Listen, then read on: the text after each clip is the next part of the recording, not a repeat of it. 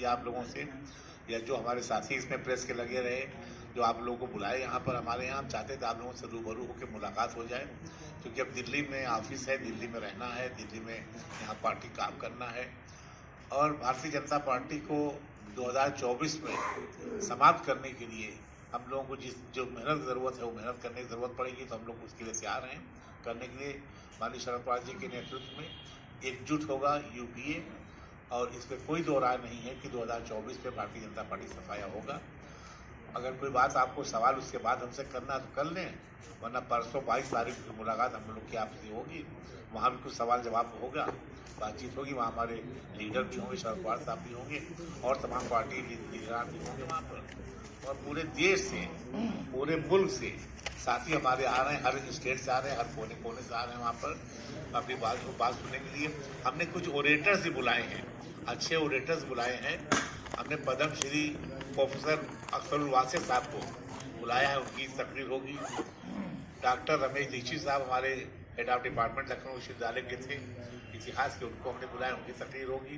क्योंकि मौलाना आज़ाद पे बोलना बहुत ज़रूरी है, क्योंकि शख्सियत के बारे में कोई जानता नहीं है, उन्होंने क्या क्या काम किए कोई जानता नहीं है, उसको लोग बुलाने की कोशिश हो रही है। हमने एक बुकलेट भी छापी है, वो हम परसों जारी करेंगे मौलाना आज़ाद पे, कि वो कहाँ पैदा हुए, कैसे आए, कब कब उन्होंने क्या क्या किया, कितने कारनामे किए हुए। एक हमने बुकलेट भी छापी है, वो परसों शरद पवार साहब उसे रिलीज करेंगे कोई प्रोग्राम में, उनकी जीवनी पर।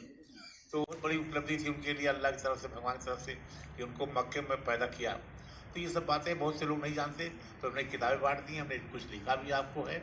हम लोग कोशिश करेंगे कि उनकी शिक्षा नीति को आगे बढ़ाएं, और जो भगवाकरण भारतीय जनता पार्टी कोशिश कर रही है, इतिहास को मिटाने की कोशिश कर रही है, नए नए इतिहास को जोड़ने की कोशिश कर रही है, गलत प्रकार के इतिहास जोड़ने की कोशिश कर रही है, उसको कैसे रोका जाए, इसकी लड़ाई, उसकी जंग हम लोग लड़ेंगे।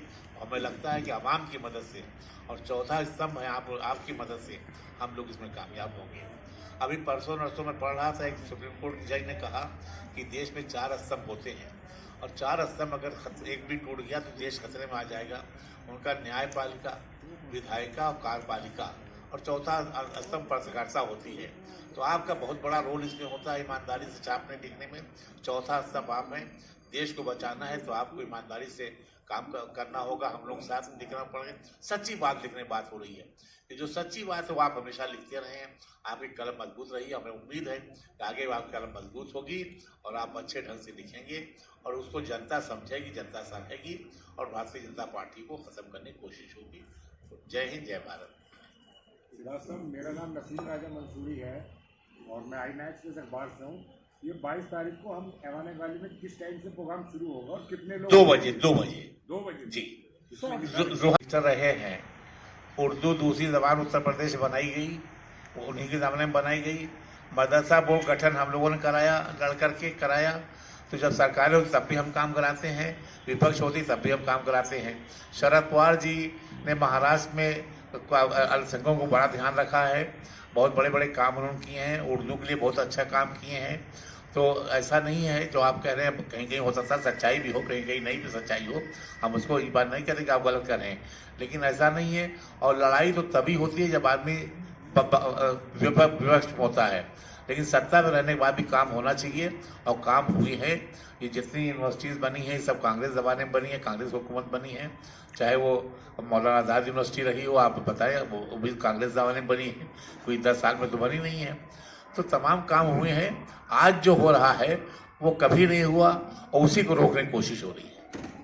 मोदी सरकार ने पसमानदा समाज, जो मुस्लिम समाज का पसमानदा समाज है, उसको बहुत लेके उन्होंने कॉन्फ्रेंस करी, और वो कहते हैं कि हमेशा पार्टी से जुड़ा रहा है, और एक समाज अलग है जो उनके खिलाफत भी करता रहा है। लेकिन क्या कारण है कि पूरा एक पार्टी को लेकर उनका नज़रिया अलग ही रहता है और जोड़ने की कोशिश करते हैं?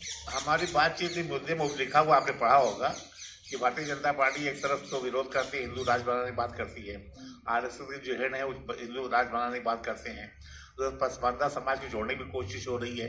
तो यही तो चक्कर आ रहा है, समझ नहीं आ रहा है कि आखिर भारतीय जनता पार्टी चाहती क्या है, और उसका खुलासा होगा, जल्दी होगा।